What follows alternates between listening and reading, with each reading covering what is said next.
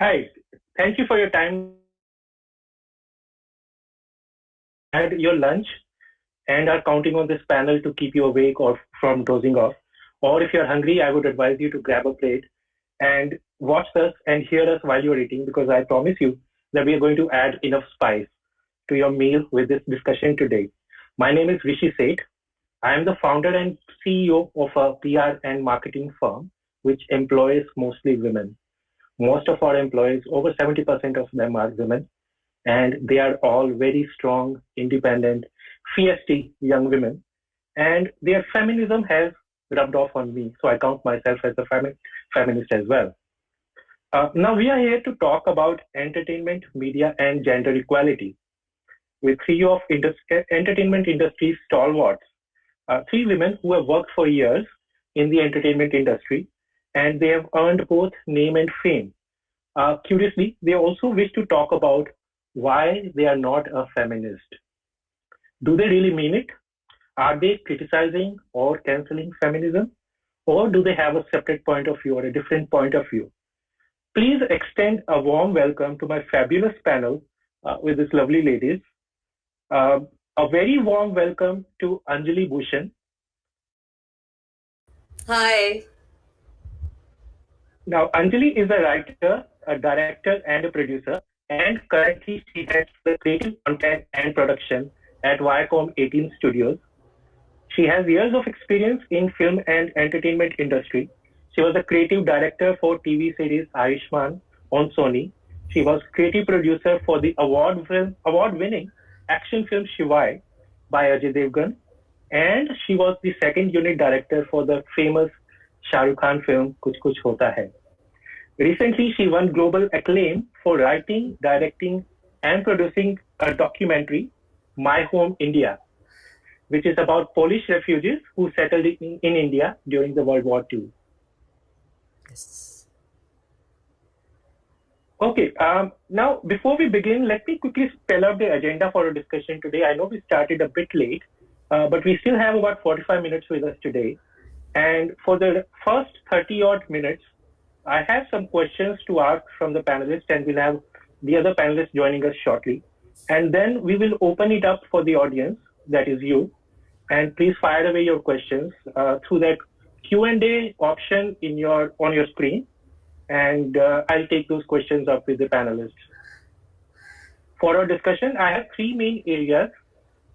Sorry, we also have Achint with us right now. If you probably already know and like me are perhaps already a big fan of Achint Kaur, the famous Mandira of Kyunki Saas Bhi Kabhi Bahu Thi, or Pallavi of Kahani, Gar Gar Ki. Hi. And some of you might remember the first generation of satellite TV shows from the 90s. You would remember her from Zee TV's Banegi Apni Baat. She has acted in movies like Om Jai Jagdish, Yes. Two Stage, The Tashkent Files, and she won an IT award for Best Supporting Actress for her role in TV series Widows. A warm welcome to you, Achint. Hi. Thank you so much. Yes, I'm Jurassic. I've been there forever. All right. So for our discussion, just to quickly summarize the agenda and the themes that we're going to discuss today. First is the topic of feminism itself. Has it outgrown its utility? Do you agree or disagree with the different stands of feminism? Second is talking about your personal experiences in the industry with gendered discrimination, if any. And third, we enlarge the scope and talk about the entertainment industry in general. Does it today need feminism, and how far does it have gender equality? So these are the three themes chosen today, and I'm going to kickstart the discussion with the first question. To both of you, do you see yourself as a feminist? Let's go first to Anjali. So, I think everybody is a feminist. Even a tree is a feminist. Everybody is a feminist. Everything that moves, lives, breathes, exists is feminist because you're born out of the female You're born out of the female. So you have to be a feminist because your mother is part of that, right? And you're a boy or a girl, everybody has to be a feminist. You have to think for the mother because that's the way it is. The earth is the mother. So am I a feminist? Yeah, of course I am a feminist. But am I a feminist with today it's important to also understand definitions of that feminism and how are we using the feminism, where is the relevance of it today, in what pockets are we talking, what class, culture, where are we talking about it, so there is no blanket rule to this. You have to include the men in feminism. There should also be a masculine studies, I feel, because it needs to be, there is a bit of work there, but it needs to be more, because you can't talk of female mental health and physical and emotional health without understanding the male. So to create a balanced society, I feel everybody has to be a feminist, and everybody has to also understand the male psyche. Thanks, Anjali. Achint, let me ask you the question which is on the headline for the discussion today.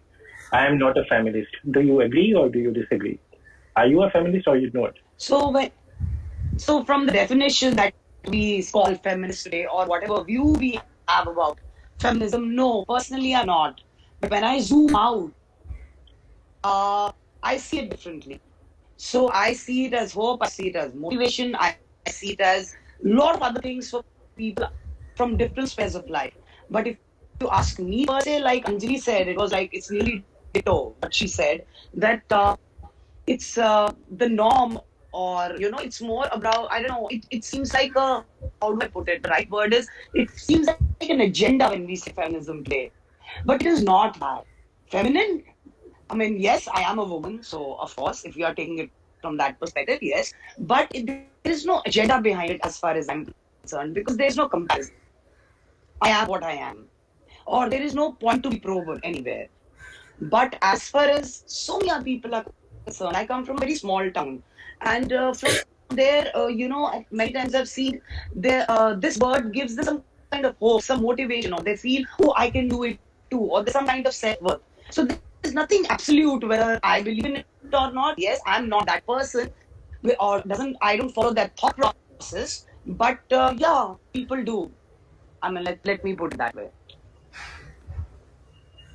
Now, for the next question, I did some, reading up on, the recent developments in feminism, and I'm going to quote from an article that I read in The Guardian. Feminism started with some lofty goals to establish and achieve equal political, economic, personal, and social rights for women, and to establish equal opportunities for women in education and employment. And the feminist movement won women the right to vote, hold public office, work, own property. Now, a lot of these goals have been accomplished in the 20th century, thanks to the efforts of some really inspirational women who worked very hard, tirelessly. The goals of feminism, as we read in the mainstream media today, they have shifted to equal pay for equal work, or to protect women and girls from rape or sexual harassment. Now, from Anjali, from your perspective, do you think that the goals of feminism today are somewhat lesser in terms of their importance? Do you think the movement has already achieved a lot, so the challenges or the targets are getting smaller as we go along? So there's no smaller or bigger to this. Hey Anuraadha, she's here with us now. So okay, there you are. So I mean, I see it. That's okay. So what's the goal for feminism? Goal is for an equal, more just society. It doesn't matter whether it is male or female. Men go through it as well, and women go through it as well. There's a lot of bias that happens on human level. Gender becomes one of those biases. I think what's important, and where we've come at with all our ancestors trying to help create this cause on an equal gender footing. I think what's very critical to understand is that it's about how you think first. It's not about what you speak. It's about how you think and how you behave on a day-to-day cellular level. At a very, very micro level. if you don't empower the child, and that is something that we do have to acknowledge, that for the women, I mean, the girl child is not acknowledged in the same way, validated in the same way as a boy child is in a lot of the circles. I'm not talking about cities. We are more, I find myself more privileged, so it's okay to talk about myself, but then what about the others, right? So that doesn't mean I don't have my fights. But what I'm saying is that there is at a cellular level, there is an equal opportunities mindset that needs to get created within the woman's brain first. Even that doesn't get created enough. So is it over, and is the fight over, and now is it redundant? No, definitely it's not over, and it's not redundant, and it's very much a requirement on a day-to-day practice. However, like Achint said at the beginning, I don't want to be jingoistic about it. I'm not the kind of person who will let go of bad behavior with the tag feminist. Doesn't work. You can't be inhuman because of it. Thanks, Anjali, and a very warm welcome to Anuraadha. Just a quick introduction. Anuraadha is a writer, scriptwriter, and film director based in Mumbai. If you have watched and loved films like Fashion, Heroine, and Jail, all three movies by Madhur Bhandarkar, you would be pleased to know that Anuraadha was a co-author of the screenplay for all of them. For Fashion, she won a nomination for the Best Screenplay Award from Filmfare, Screen, and IFA Awards. She is also a film festival curator, a columnist, and a guest lecturer. Very warm welcome to you, Anuraadha.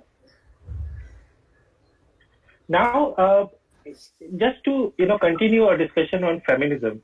Now, another important point of criticism is the way women-centric media has kind of made feminism very banal and very, as you said, jingoistic and very gung-ho about. And the quote that I want to highlight here is, it says, "A movement that once imagined new ways to live has now become a self-love and self-improvement course with empowerment as a personal goal.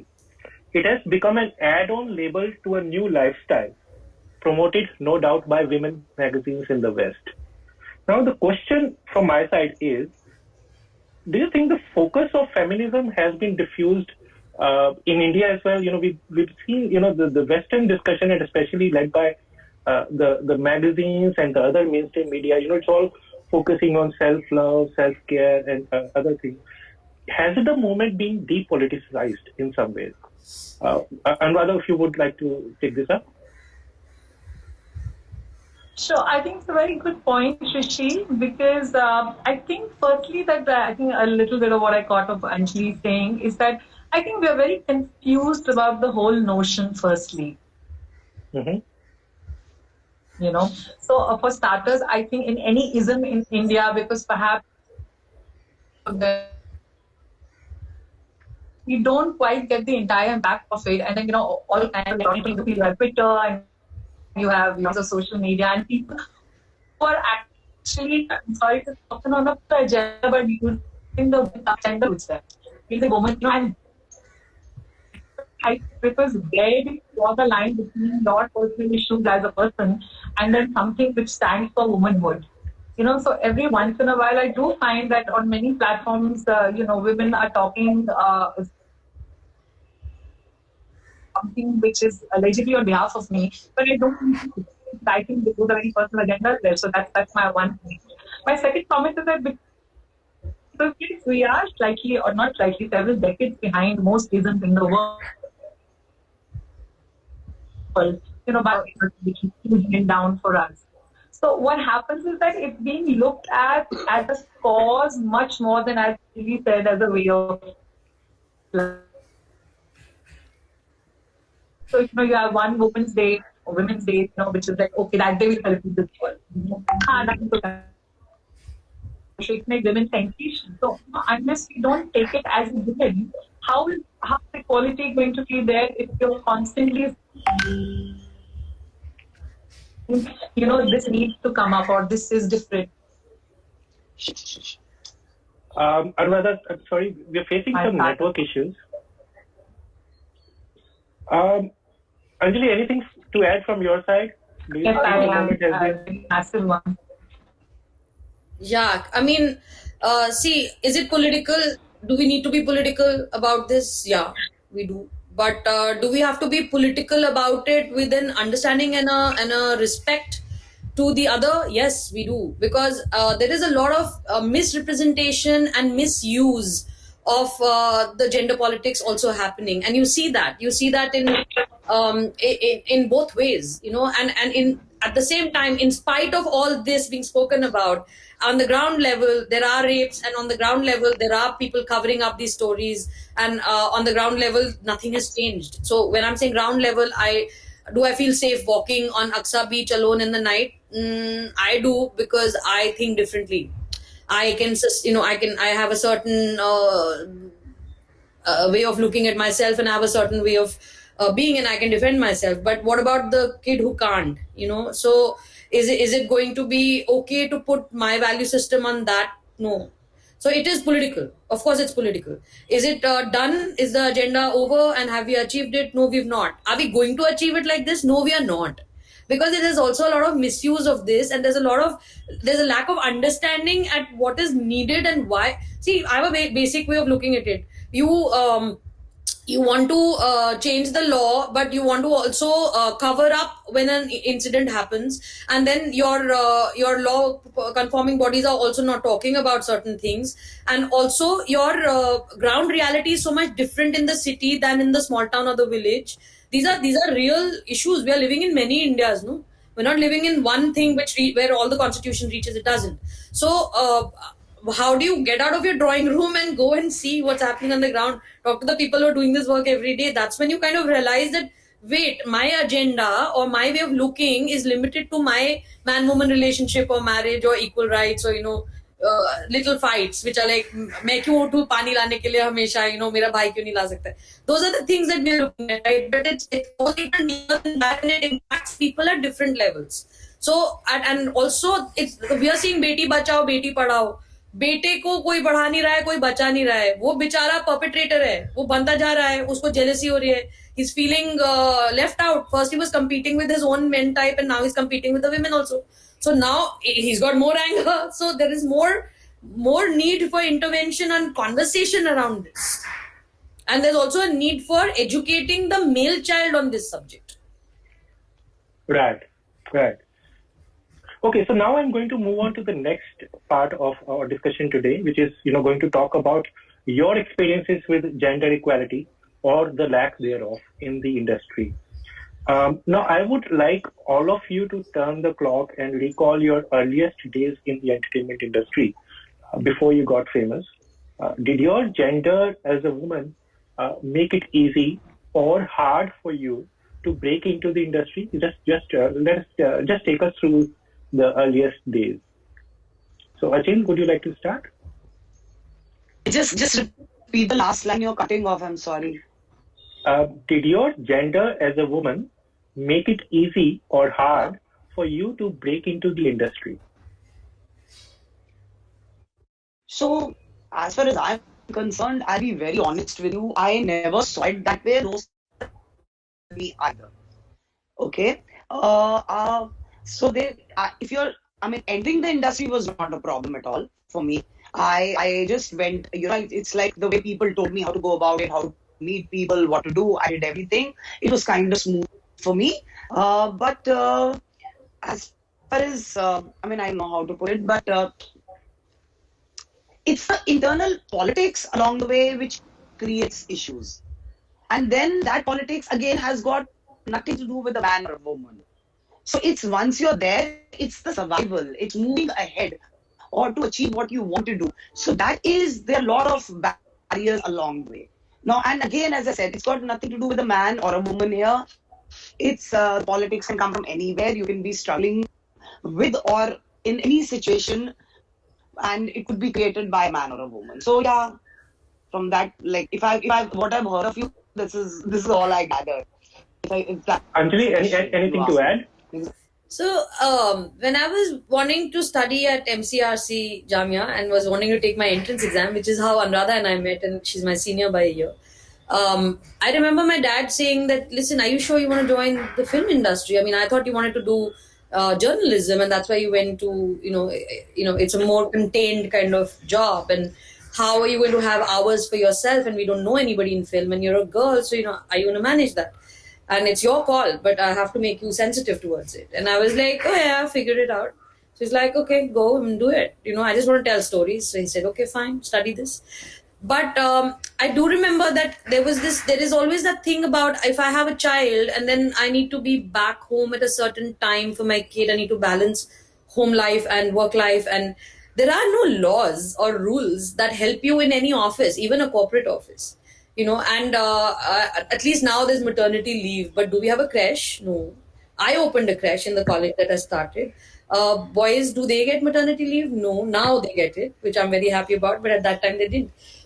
Challenges. I was the only woman behind camera, so to speak, apart from Farah and Geeta, who used to come for the music and the songs portion shoot. And then Mamta joined us later on a schedule. But I had to be more male. I'll put it that way. I wasn't going to allow myself to be seen as a woman. So I would always have my hair up, never leave my hair down on a job, never wear makeup. Okay, always dress up like underdress. Like make it more male gaze friendly, because then I'm not noticed. I don't want to be noticed as a body. This was the biggest challenge I faced, because it was an internal challenge for myself. And I came with such a chip on my shoulder because I had something to prove. And I was coming from Delhi, so I always wore a chunni, and I still wear it. Because I don't want to be looked wrong, because I get aggressive. So keep my own peace, I need to then watch out for myself. But on the other hand, and this is the balance that I speak of and what I've learned, on the other hand, there were light boys the head light boy is a really important person on set, and I didn't know who he was. He would come every morning. I used to be the first person on set. He would come every morning and do literally namaste. And I used to do namaste back to him, not knowing who he is. One day I asked him, I said, भैया आप कौन है? आप मेरे को कैसे जानते हो? आप हर रोज आके मुझे नमस्ते करो, मुझे समझ में नहीं आ रहा. So he said, I sit upstairs. So I said, where? He said, I sit on the tarafa. So I looked up and I said, where tarafa means? What is it? I don't know what exists upstairs. I just see lights. So he said, well, I sit there. We have all these light boys. You should come over and have a tea sometimes. And we see who's working. So I don't say namaste to you because you're a girl or a boy or whatever. I see that if you are not there, the set will fall. So for me, that was a medal. That was an award. I was like, everything else is on the side. This guy really knows what I'm doing. And I went on the Tarafa one time, and I went with the other two assistants, who was Nikhil Advani and Tarun Mansukani, and they were like, where are you going? Why are you going? Why do you have to go on the Tarafa? It's so insecure. And I said, yeah, but I really want to go and say hi to them. And, I want to feel like we are part of the same unit, because I never see them. So this brotherhood of humanity, or, the womanhood of humanity, I don't have enough women to share this with. I wish I did, but they weren't there at that time. But having said that, today they are there. Today, there are a lot more women working in the field, and I've taken huge risks. Like, I've come in the night in a taxi and slept off in the taxi, and the bhaiya's waiting in Delhi, Sardarji, not knowing where to drop me. He's just come to F block, Hoskas. Now, what number, he doesn't know. So, he's not waking me up because he's scared. Then I wake up and say, why you stopped here? And he's like, I don't know your address. So I'm like, oh, don't worry about it. He's like, I got worried, and I was, and I was like, don't worry. You could have taken me back to where you picked me up from. There's no issue. So I'm saying there's these crazy experiences one has gone through. Anjali, you made a very interesting point, and I want to, ask Anuraadha's point, feedback on that, which is about toning down your womanhood, dressing more appropriately, or dressing like a man, or, toning down your makeup. Now, this question is perhaps more relevant for you, Anuraadha, than Achint. Did you ever have to really tone down your, womanhood, your way of dressing, or, just to, be one of the men in the industry? I hope we can hear you speak. I think there seems to be some network issue. Question. Rishi, I really hope I'm being heard. Am I being heard fully? Now, yes. Yes. Yeah, I can hear me fully. Yes. Okay, all right. Yeah, I'm trying to get the balance right. Rishi, so to answer this, I'd like to just go back, rewind to my first day at work in Bombay. I was really lucky to have a job on day one in Bombay with, Mahesh Bhatt himself. And I think the construct was that I never had the gender, differentiation in my head. You see, I was operating as a person always. So for me, and having gone through a girls' school and girls' college, that sense of like equality was a given sense. Like I'm looking at more utopia, like how do we make it a more equal world? It wasn't about man and woman. So I entered there and I had a job on day one. It's something I've always shared in interviews that, I walked into a room. I didn't know I was going to meet Mahesh Bhatt. He asked me, "Are you any good?" And I said, "No, I'm brilliant." And he said, "Great, you're hired." So even before sitting down, I had a job, in Bombay City after a degree from Jamia. So you see, nowhere was gender ever playing out. And in less than a year, I was launched as a director by Mr. Anupam Kher. And, I was on the center spread of Femina as the youngest director in the country. So again, it wasn't about man, woman. It was just about, I was the youngest director in the country, So my challenges at that point, and I'm coming to your point, my challenges at that point was being too young. Like, I was the youngest person in my crew at that time. And of course, just about the only woman. And, often one had to share, which was really nice, but share, rooms with either a hairdresser or a makeup person because there were no other women to share rooms with, right? And then, of course, you got more privilege and had your own room at least. So where I'm coming from is that the gender part never played a part till a really long time. I was battling so much more with youth, inexperience, everybody coming on the set and saying, "Director kaun hai?" And then, if I'd say, they're like, "Huh, really? You?" They thought I'd be like the third AD or something. So I think I was battling maturity. So in terms of dressing, when you call it, I think I was busier looking older rather than not being looked at. I was busy, and Anjali would know that because she came a few years later, that, I would be so busy trying to look, okay, do I wear like a business suit or do I do a salwar kameez? Because, hey, don't take me non-seriously. 20s thing, yeah. So for the longest time, that really was my challenge. And then, and behind the camera, really, honestly, Rishi, we are genderless. Because it's a war, it's a battle. You're going on like, you're going on it's a battle. Okay, so now I'm going to talk about... You're like, at that point, you don't know you're yeah. Yeah, sorry, I think there seems to be some issue. But having said that, Anuraadha, we're losing you. We don't have you on audio. Phase 2 of my career, where I actually, hello, can you hear me? Yeah, now we can. Am I being heard? Yes, now we can. Yes, you're just fading in and out, but now we can hear you. Saying there was a, okay, I was, when I had done more work, me, Anuraadha, we're losing I got you. to keep it professional. No. I know, I'm sorry, there's just a massive network issue from my end. Yes, let me just quickly move on. Can you hear me now? It left with very little time now. Yeah. So I'm going to ask the next question, which is about wage gap, gendered wage gap. Okay. Now, it's through the media, we get to hear a lot and read a lot how male stars are paid, multiples of times than the female co-stars. What has been your experience, Achint, about the wage gap, especially the gendered wage gap? So, yes, it happens. That's what I've also known. But considering I'm not from the film industry, where it is way more predominant, in the television industry, it's a little different. There now is a female-run thing. The main...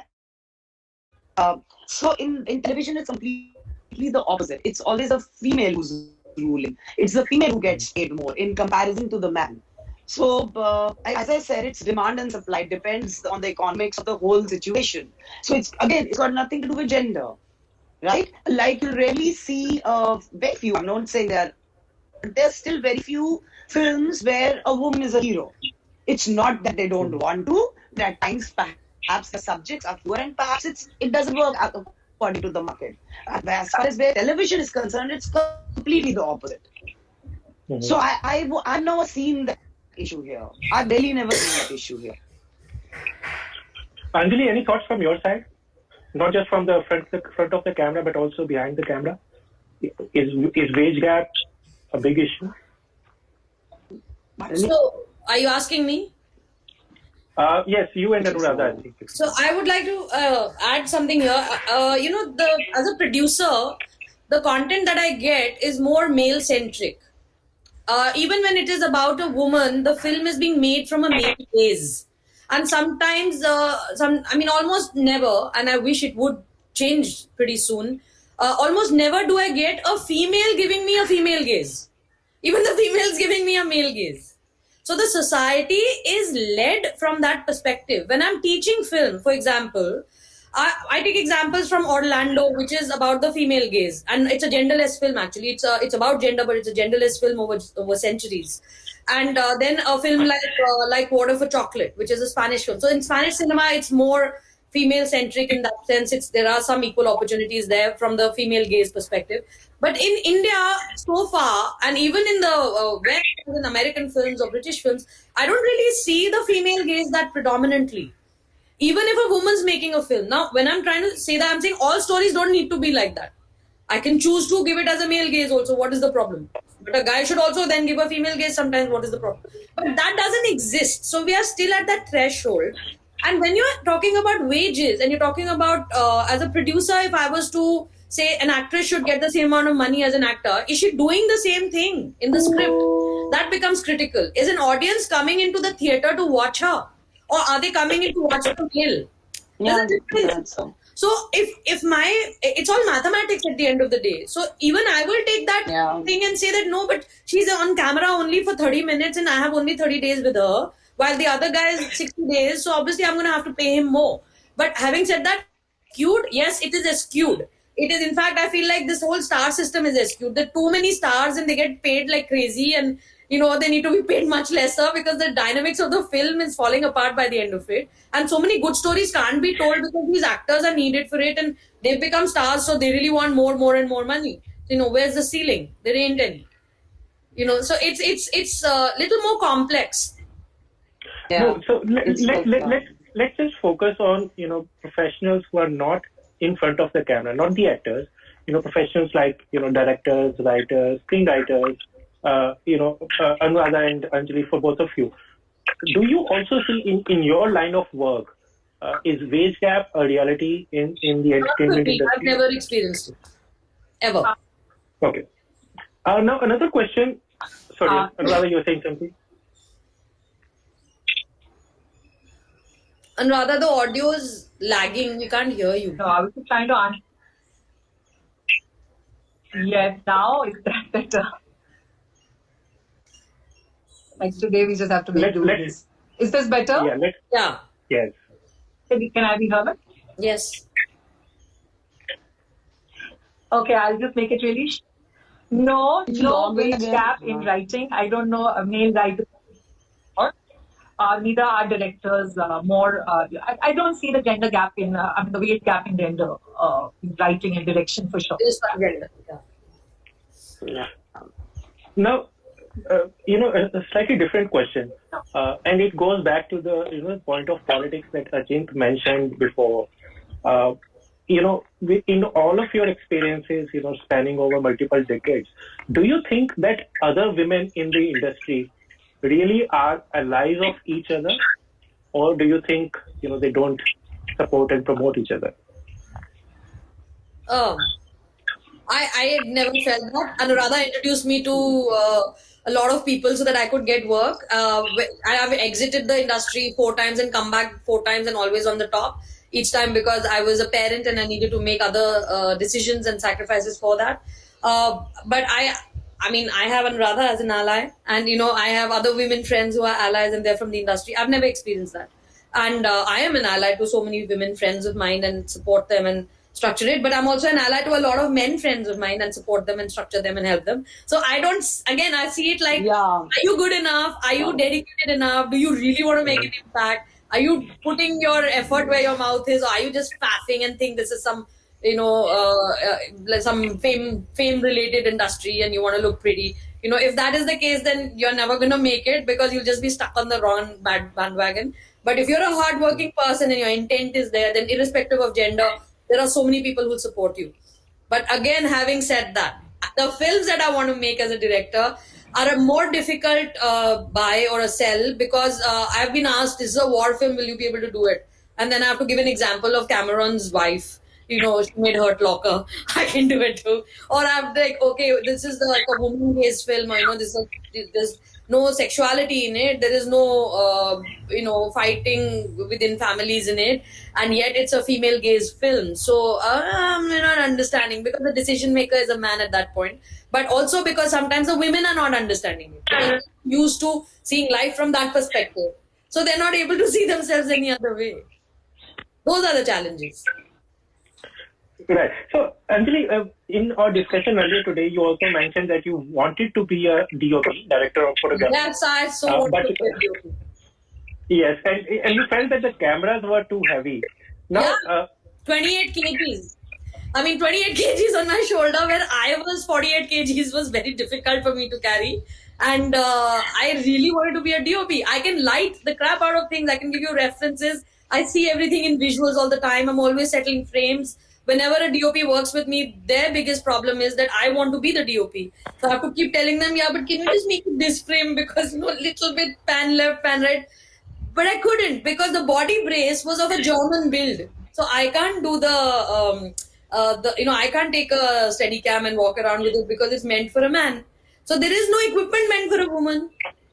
Now digital is a little easier. So I do use cameras on my own work. I do it. But ideally, I would have liked to, envision a huge set and be able to light it up and shoot it. Yeah, so that was going to be my question. For the new generation, the younger women who are looking to make a career as a DOP in future, do you think that digital and the emergence of DSLRs? Oh yeah, definitely. Mm-hmm. Today the cameras are much lighter. The bodies are metal plus plastic. They're not just all metal. There is a lot more sensitivity to women. There's a lovely article I read once about this woman DOP.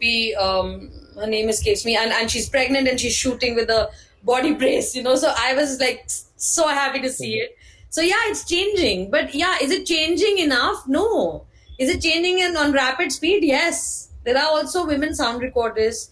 Of course, there have always been women editors, and they've always been, I would guess, a lot male editors. So technically I think it's time to have more women DOPs. Okay, so my last question for this part of the discussion, and I could, I'm going to ask this to both of you, and Radha possibly has dropped off. From your own experiences in the industry over the years, what one single piece of advice would you give to the young women who are looking to make a career in the entertainment industry? And I think you could answer this question for, role in front of the camera, and Anjali, you may want to take it up for behind the camera kind of opportunity. So, Anjali, you want to start? I want to talk about both. Behind the camera and in front of the camera, because I deal with a lot of youngsters coming in and a lot of women and men coming in.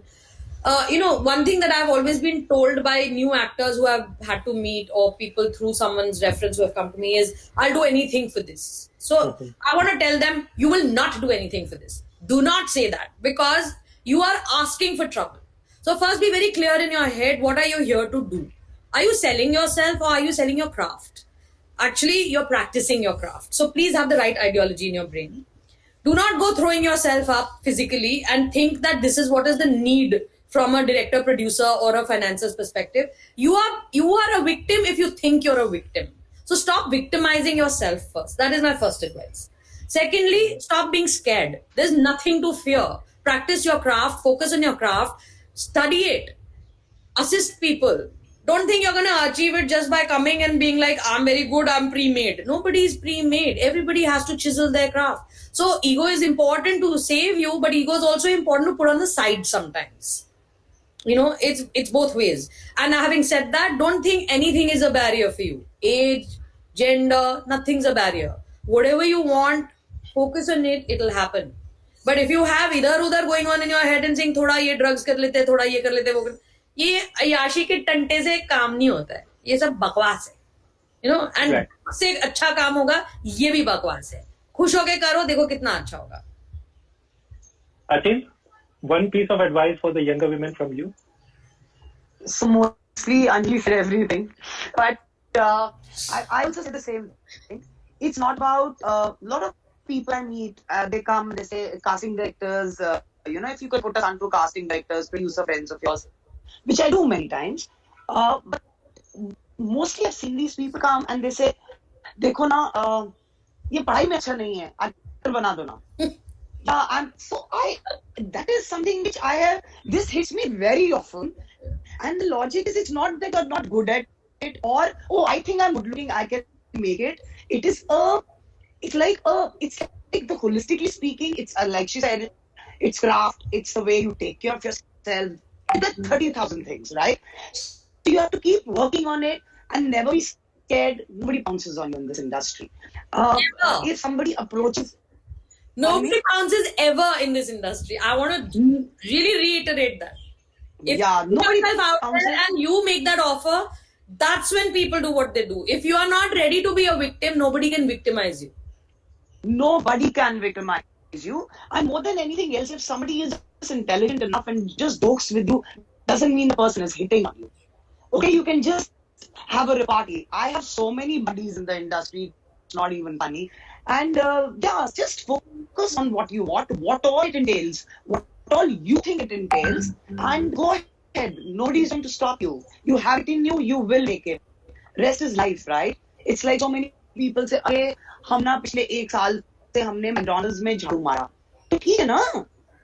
Just because we don't have quality of labor doesn't mean तुमने struggle किया. That's life. Do that too. Actually, I hate the word struggler. It's the worst word ever. I hate it. The word struggler, which is attached to our industry, I just despise. Yeah. Okay, now we're running out of time. Yeah, just be. Sorry to cut you both. My apologies. We are running out of time and we have to do questions from the audience. Yeah, please. Now, I'll start with, and I just would like a very short answers because we have a few questions here. First question, why are women objectified in media even now? Because it sells? That's a question mark. Yeah, it sells. And you know what? The consumer is responsible because you're buying it. Yeah, it's demand and supply. That's it. Don't ask for it. You won't get it. And what are your thoughts on objectification of women in our movies? Again, a short answer, please.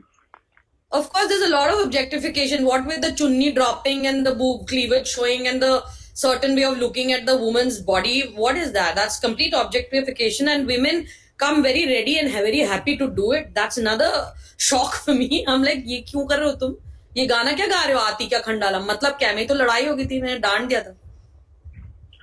Okay, next question. What holds women back from grabbing more leadership roles in media and entertainment industry?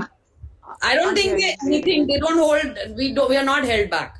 We grab the roles very well these days, and there are a lot of women in the industry. Jio has Jyoti and Shobna Sant. There's Ekta Kapoor. There's a lot of women who are heading a lot of good stuff. The only thing is that you have a certain balance that you want to create in work life. Because when you're a mother, you cannot spend the first 4 formative years of your child or the pregnancy year running around and shooting. You're not going to be able to do it. You will have to slow down a little because that's the need of your body and your system. And that's what you want to do. You've chosen to do that. So the problem is a choice. You have to be clear on what you're choosing. Don't choose because somebody wants you to choose. Choose because you want to choose. And do it because you want to do it for yourself. Yeah. Sorry.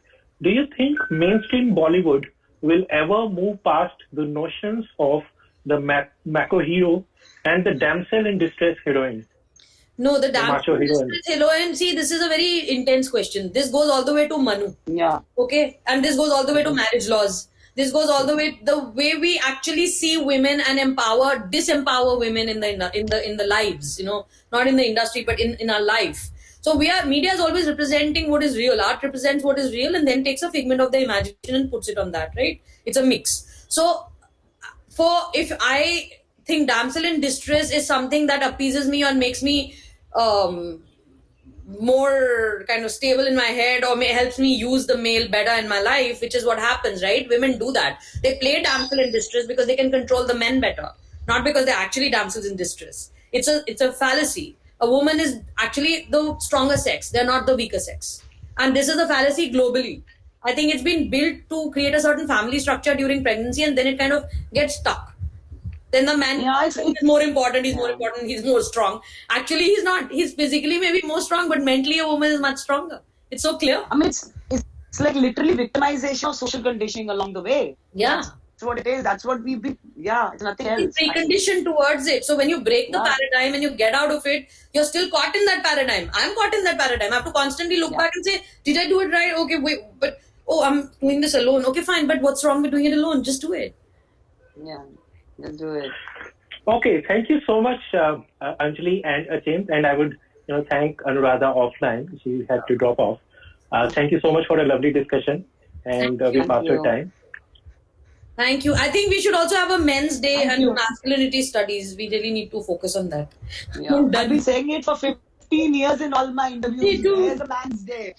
But God, anyway, nice meeting all of good you. luck. Take care. Happy Woo Man. That's it. I'm literally in the middle. Woo. Bye. See you.